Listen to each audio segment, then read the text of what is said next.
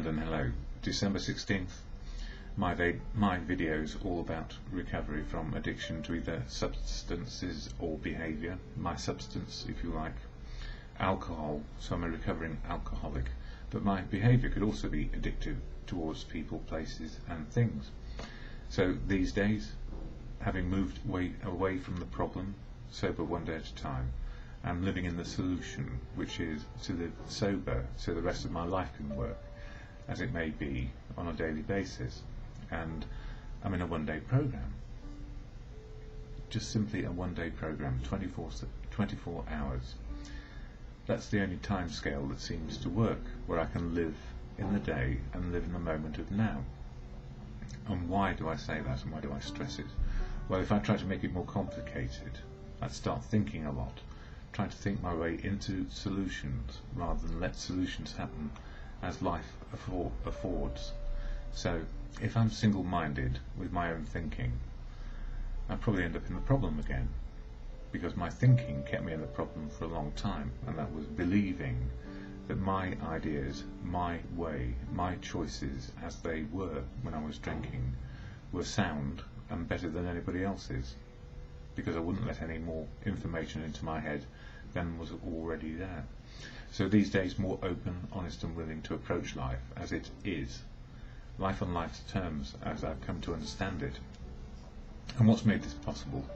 Well, family, friends, medical people kept me alive long enough to have a moment of clarity, and I say that with great gratitude these days, because when I was stuck in the problem, I did not want to be saved. I wanted to either save myself or perish. That's how single-minded I got. So I wasn't open to anything. I was very unwilling, and I was quite dishonest about my situation, and in denial. And denial is a reaction to not being able to cope with reality as it is. So what helps me on a daily basis? Well, fellowship, predominantly. If I can be sober, lean on a fellowship for wisdom, experience, strength and hope, I can make the best of what is, rather than what I might wish it to be. And that fellowship is AA, Alcoholics Anonymous, and I don't speak for it, full of unique, authentic people who will speak where they will, in their own way, about their recovery. And what I've learned is it is the many voices of people in the fellowship, and the many voices outside the fellowship, which I can hear now, today, to help me make the best of what is. What a change, moving from the problem into a solution on a daily basis. So what is AA, and how does it help me? I share the AA preamble here, then a daily reading from the Daily Reflections book, and then something from the AA Big Book, seeing as I have more time on these videos. But the intention is you can shut off whenever you like. When you've had enough, or it's not for you, just turn me off. That is the greatest freedom, to make a choice about what is good for you. And I may not be. This is just one outlook, but it's based on fellowship, and it's based on the wisdom I've learned from other people. So AA, Alcoholics Anonymous, is a fellowship of men and women who share their experience, strength and hope with each other, that they may solve their common problem and help others to recover from alcoholism. The only requirement for membership is a desire to stop drinking. There are no dues or fees for AA membership. We are self-supporting through our own contributions. AA is not allied with any sect, denomination, politics, organisation or institution, does not wish to engage in any controversy, neither endorses nor opposes any causes. Our primary purpose is to stay sober and help other alcoholics to achieve sobriety. And whilst we concentrate on sobriety, everybody brings everything into the rooms and meetings of AA, their whole personality, their whole life experience, be it good or bad, and then we work out where the wisdom is, the wisdom which will help us on a daily basis keep sober. So if we're sober, then the rest of life can happen. If we're sober, we learn how to love, be loved back, and be useful again, rather than stuck in a problem and people worrying themselves about us when there's nothing they can do. And this is the truth of it. If I couldn't get myself out of the addiction problem on my own without help, and I refused help because I thought self-will would work, willpower didn't work, and I needed more. So how can other people help if they don't understand a way to keep sober a day at a time? And now family understand I'm a more complete human being because they see me sober and more able to take on board anything they have to say and to be involved and included in family, community and society. So it's a bridge back to modern living. Simple as that. But it takes an awful lot of time, it seems, in my case, to be sober and then keep sober, because it's emotional and spiritual balance, whatever is going on. So we still have to deal with the ups and downs of life. They don't go away, and we're not on a pink cloud of euphoria. We become normal like everybody else, but in the process I found that ordinary is quite extraordinary, because I don't need to fix myself in order to live reality. All I need to do is turn up for life. So, daily reflections for today from this book. It covers the 12 steps and 12 traditions of the fellowship.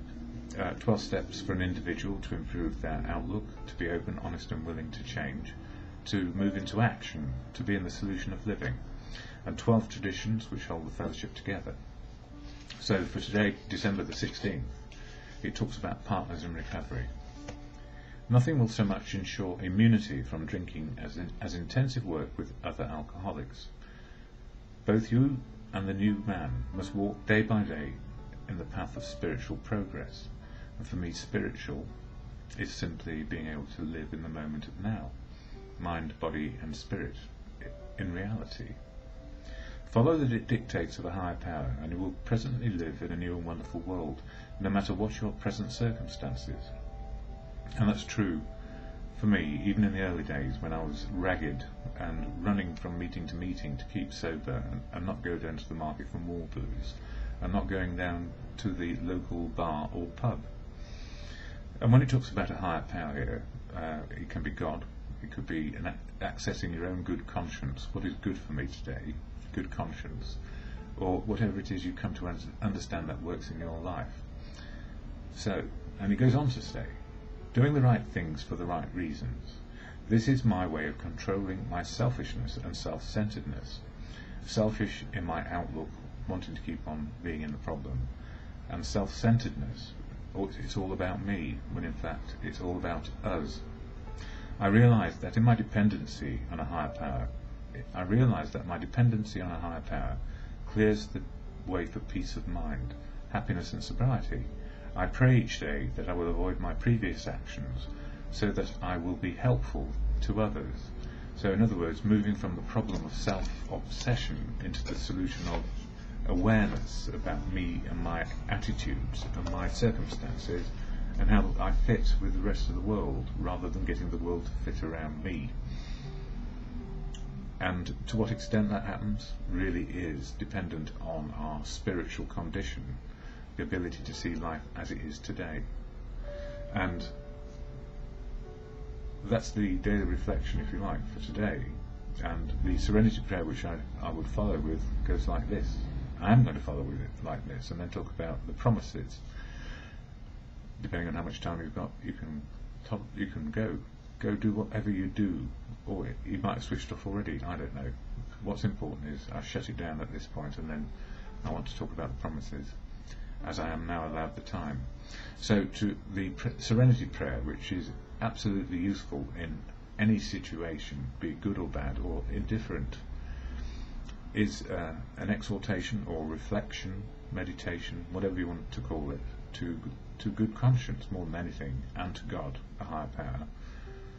God, grant me the serenity to accept the things I cannot change, courage to change the things I can, and the wisdom to know the difference is for me always just for today. And now about the promises. And in recovery I've learned an awful lot from books like this. This is my big book, and you can just about see Alcoholics Anonymous on the front of it. and it's my really, really big book because it's huge. It's got big writing, and it comes in mini versions as well, like this one. Much more handy. You can carry that one in your pocket. I use it when I'm going about, or used to use it when I was going about on public transport, which I can't do so much these days because of other matters. But it has a passage on the promises, which is often read on a Friday night, which is tomorrow night for me, in a meeting called The Promises, down the road at the hut. Into action it comes from, and it's on page 83 in this particular copy. And it says here, the spiritual life is not a theory, we have to live it.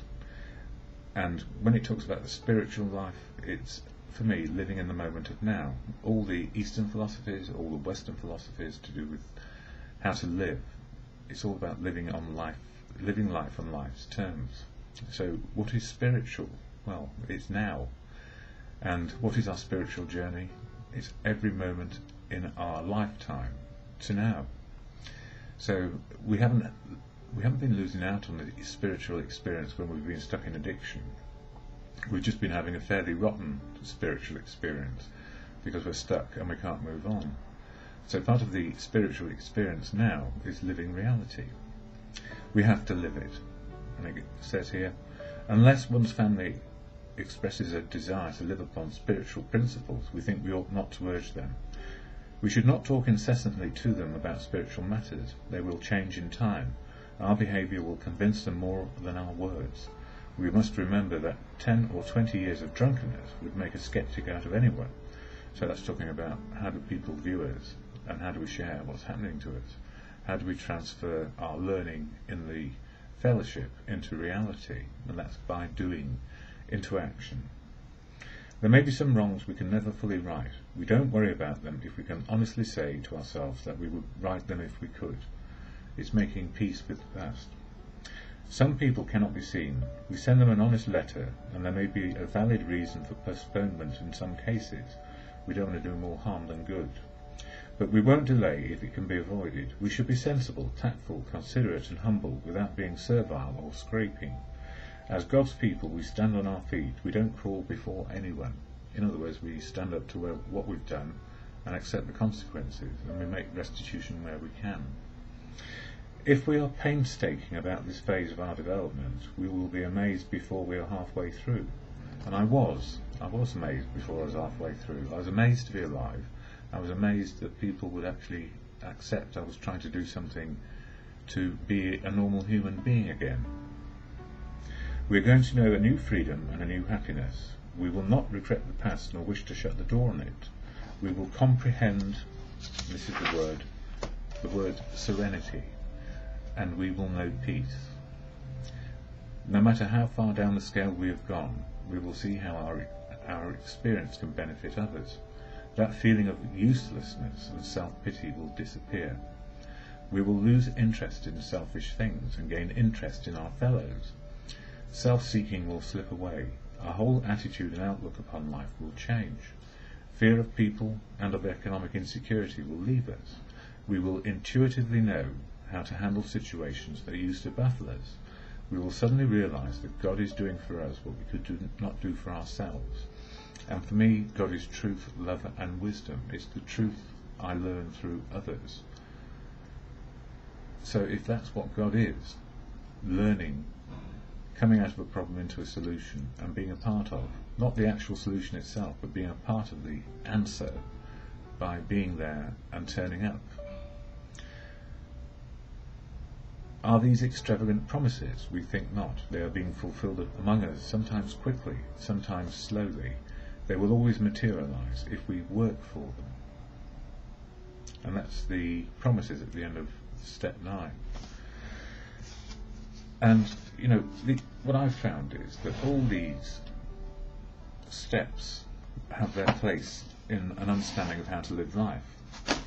And the reason why I've done videos over the year, 12 steps and the 12 traditions, is to share what is happening on a daily basis for me in terms of my outlook and my thinking, and more importantly, my emotional and spiritual well-being.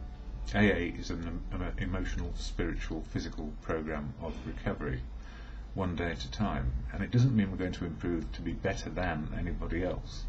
It just means we're going to be able to improve so that we can turn up for life and live it and be a part of. So we take different roles in society, and whether we're the person who is making sure the streets are clean, and I've done that, or worked in the boardroom, and I've done that, and everything in between, I've probably done all that too. It's not me bragging, it's just that I've had so many different experiences as life has changed. That's the beauty of being included. Freedom in the moment to make choices about what is possible and what is not possible, and do it sober. So if I were to go to a disco, I don't need to go get drunk in order to chat somebody up. Mind you, I'm getting a bit old for that. But in AA we have dances, so yes, look out. The answer is we start to have fun, and we also have melancholy depending on what's going on for us. And again, the serenity prayer, which helps me at any point in the day, that's part of the promises for me, to turn up for life and be able to make the best of what is. That's beyond my wildest dreams, because my old wild dreams were, if I ruled the world, every day would be the first day of Don's idea of what it was all about. And it's not that anymore. I don't want to rule the world, I just want to be a part of it and turn up for life. The serenity prayer to God of good conscience, as you come to understand, and it is always an individual's understanding of what works in their life. So I'm no longer afraid of the word God. God is truth, love and wisdom for me. I'm no longer afraid of what other people think God is or feel God is, because that's what they've come to understand as well. So 6.5 billion people on the planet, a combination of agnostic, atheists and believers, but we all live in the same moment, and if we've got a clear head we experience it as best we can. And this serenity prayer helps me when I'm not quite sure, or I'm over confident, to rein back and look at reality again. God, grant me the serenity to accept the things I cannot change, courage to change the things I can, and then the wisdom to know the difference. Well, for me and for today, that's the way I hope it will remain.